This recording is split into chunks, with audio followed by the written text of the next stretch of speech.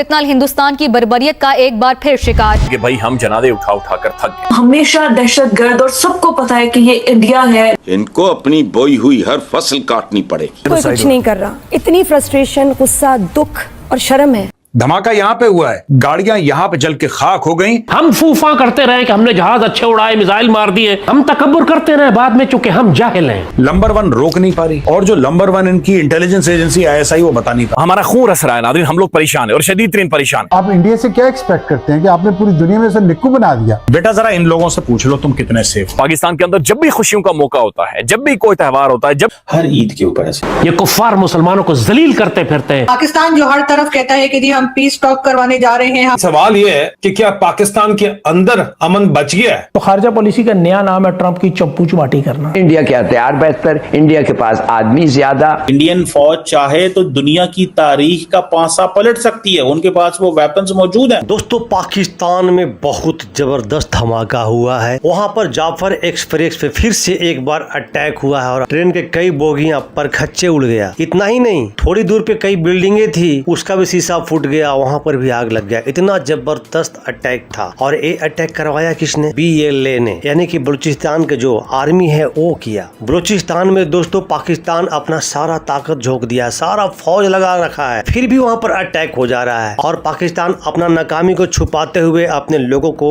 अपने आवाम को क्या बता रहा है कि ये जो अटैक है इंडिया ने करवाया है। अफगानिस्तान ठोकेगा तो फिर इंडिया के नाम लोगे, बलूचिस्तान ठोकेगा तो इंडिया के नाम लोगे कि नहीं, ये प्रॉक्सी वार हो रहा है, इंडिया करवा रहा है। और दूसरी तरफ हमारा एक और पड़ोसी है बांग्लादेश, उनकी भी एल लग गई है। जैसे ही बंगाल में नया सरकार आया है तब से बांग्लादेश को जम के कुटाई हो रही है। तो बहुत ही मजेदार वीडियो है, पूरा वीडियो को देखिएगा और अपना ओपिनियन जरूर दीजिएगा। नमस्कार, मैं आपको रिपीट, चलिए शुरू करते हैं वीडियो। क्वेटा में चमन फाटक पर मासूम बलोच अवाम फितनाल हिंदुस्तान की बर्बरियत का एक बार फिर शिकार। खबर आज एक ही है और बात बड़ी साफ और सीधी यही है कि भाई हम जनादे उठा उठा कर थक गए। अब नाज़रीन हमारी बस होगी। अमेरिका का जो चमचा है इजराइल और जो इंडिया है, ये जुड़ गए। ये नाज़रीन एक मुक्का बन गए, एक मुट्ठी बन गए। पूरी कौम की तरह इंश्योर के आप भी जो है वो इस वक्त गम की हालत में होंगे जो कोयटा में ब्लास्ट हुआ है। इनको अपनी बोई हुई हर फसल काटनी पड़े। दोस्तों, एक बार फिर ऐसा जबरदस्त हमला किया है BLA ने जाफर एक्सप्रेस पर कि जो लिस्ट आई है जिन लोगों ने अपनी जानें खोई हैं, कोई कह रहा है 28, कोई कह रहा है 32 और कोई कह रहा है कि लिस्ट और बढ़ने वाली है। ये देखिए, ये बोगी। यानी BLA की तरफ से जिम्मेदारी ली गई है कि उन्होंने जाफर एक्सप्रेस के ऊपर अटैक किया था, जिसमें अभी तक जो न्यूज आई है उसके हिसाब से 28 के करीब लोगों की जानें गई हैं। कोई कुछ नहीं कर रहा। इतनी फ्रस्ट्रेशन, गुस्सा, दुख और शर्म है। हाँ, शर्म का मुकाम भी है, यकीन करें। बिल्कुल, आप हम क्या कर सकते हैं? हम कुछ कर क्यों नहीं रहे? आप ये देखिए, ट्रेन यहाँ पे, धमाका यहाँ पे हुआ है, गाड़ियां यहाँ पे जल के खाक हो गई। ये वो बिल्डिंग है। दूसरे एंगल से बिल्डिंग दिखाई है कि बिल्डिंग की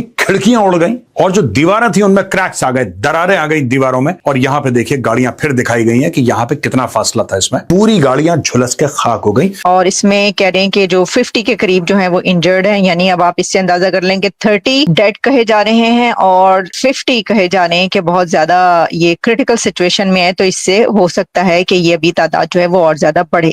हम फूफा करते रहे कि हमने जहाज अच्छे उड़ाए, मिसाइल मार दिए, हम तकब्बुर करते रहे बाद में चूंकि हम जाहिल हैं। BLA कर ही नहीं रहा है। BLA सीधा का सीधा फौज पे हमला कर रहा है। पाकिस्तानी एयरफोर्स है, पाकिस्तान नेवी है, सब वहां पे भरे पड़े हैं, लेकिन कोई समझ नहीं पा रहा कि इनको रोकना कैसे। जब ये हमले के लिए जाते हैं, जब किसी अटैक के लिए जाते हैं, तो ये सब कुछ जो भी अपनी रसूमात है वो पूरी करके जाते हैं कि साहब हम वापस नहीं आ रहे। क्या बार बार ये जो अटैक्स चल रहे हैं जाफर एक्सप्रेस पे, कोई पहला अटैक नहीं है, इससे पहले भी कई बार अटैक हुए हैं। और भारत तक से जो है वो अफसोस के मैसेजेस और जो TV चैनल्स उस पर भी अफसोस का इजहार किया गया है और कई दूसरी कंट्रीज की तरफ से भी अफसोस का इजहार किया। नंबर 1 रोक नहीं पा रही और जो नंबर 1 इनकी इंटेलिजेंस एजेंसी ISI वो बता नहीं पा रही। अब मैं पाकिस्तान रेलवे से कहना चाहता हूं कि तुम कितने सेफ हो। बेटा जरा इन लोगों से पूछ लो तुम कितने सेफ हो। हमेशा दहशतगर्द और सबको पता है कि ये इंडिया है जो कि हम एक प्रॉक्सी वॉर की सूरत हाल में है। आप इंडिया से क्या एक्सपेक्ट करते हैं कि आपने पूरी दुनिया में से निक्कू बना दिया? तो वो आपको फूल तो नहीं भेजेगा, वो आपसे बदला लेने, हमसे बदला लेने की कोशिश करेगा।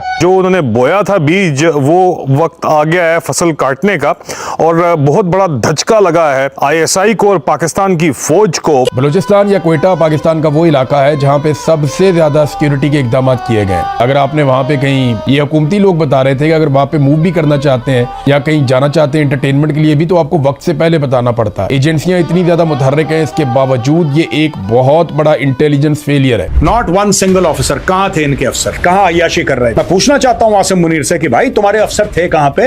मैं मुसलसल आपको बताता चला रहा हूँ कि मशरकी पाकिस्तान की जो सूरत हाल 1970 और 1971 में थी, जब पाकिस्तान टूट गया और मशरकी पाकिस्तान बांग्लादेश बन गया, उससे ज्यादा नाजुक और बदतरीन सूरत हाल है इस वक्त बलूचिस्तान। और अब तक के जो आदाद शुमार हैं वो बड़े खौफनाक हैं, बड़े अलमनाक हैं।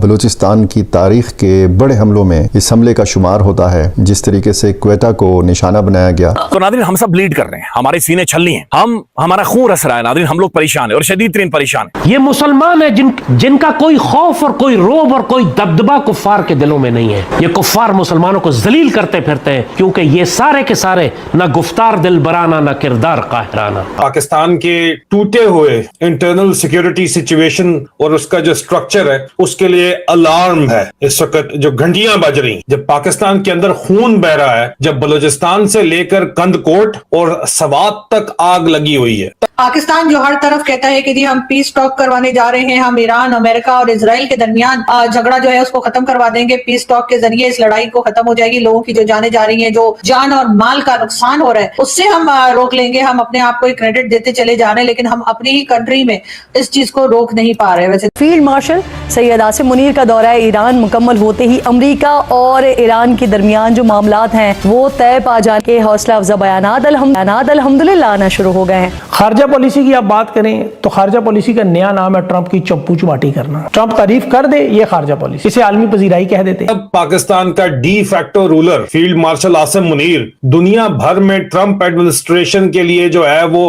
पीस मैसेंजर या डाकिया बन के उनके लिए जो है वो घूम रहा है। लेकिन सवाल ये है कि क्या पाकिस्तान के अंदर अमन बच गया है या फिर मुल्क अब सरकारी तौर के ऊपर ऑफिशियली कोलैप्स की तरफ जा रहा है? क्यों हो रहा है नाज़रीन कि पाकिस्तान के अंदर जब भी खुशियों का मौका होता है, जब भी कोई त्यौहार होता है, जब भी लोग नाज़रीन फैमिलीज अपने घर वालों से फैमिलीज की तरफ जाती है मिलने के लिए, चंद लम्हात खुशी के लम्हात गुजारने के लिए, तो नाज़रीन भारतीय प्रॉक्सीज हमारे ऊपर ना सिर्फ हमलावर होती हैं, हमारे बच्चों को और हमारे खवातीन को शहीद कर देते। हमारे यहाँ जैसे हमेशा होता है कि वजह अकल करने के या ये सोचने के कि ये इंसिडेंट क्यों हो रहे हैं, ये अटैक क्यों हो रहे हैं, इनको कैसे रोका जा सकता है, वो कौन नाराज लोग हैं जो इस किस्म के अटैक कर रहे हैं और लोगों की जाने ले रहे हैं, उसके बजाय हम शुरू हो जाते हैं कि ये तो भारत करा रहा है और ये तो अफगानिस्तान करा रहा है, ये तो फलाना करा रहा है। और दुनिया में सबसे ज्यादा जलील वही है जो अपने आप को मुसलमान कहते हैं। मार्को रूबियो जो अमेरिका के वजीर खारजा है, उन्होंने अपने फील्ड मार्शल नहीं, अपने फेवरेट फील्ड मार्शल के लिए एक तोहफा भेजा है। क्या अमेरिकी वजीर खारजा मार्को रूबियो इंडिया में खड़ा होकर कह रहा है बलूचिस्तान के ट्रेन हादसे पर